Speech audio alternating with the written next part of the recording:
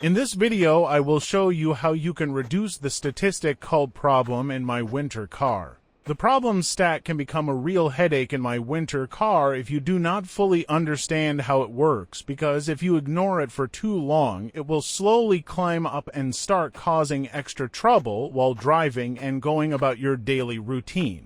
Just like every other stat in the game, the problem stat increases when you fail to manage it properly, and the key to keeping it under control is understanding what actually affects it. This stat is directly tied to alcoholism and drinking in my winter car, but it works in a very unusual and slightly ironic way. Instead of going up when you drink too much, the problem stat actually increases when you have not been drunk for a longer period of time.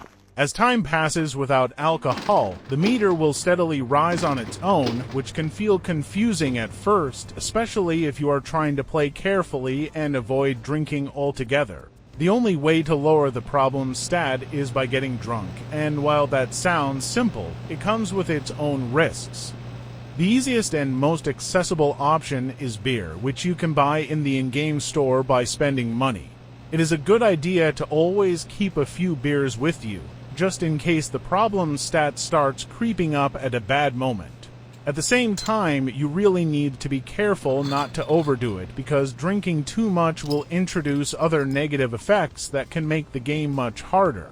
Driving a car while drunk is not fun, not efficient, and definitely not safe, and trust me, it is something you want to avoid whenever possible. The best approach is to drink only when the problem stat reaches a higher level, just enough to push it back down, and then stop. Managing this stat is all about balance, knowing when to drink and when to stay sober, so you can keep your character functional without turning every trip into a dangerous mess. Thanks for watching. I would be very happy if you would become one of the subscribers of this channel. Check out the suggested videos, and also leave a like under this video. See you soon.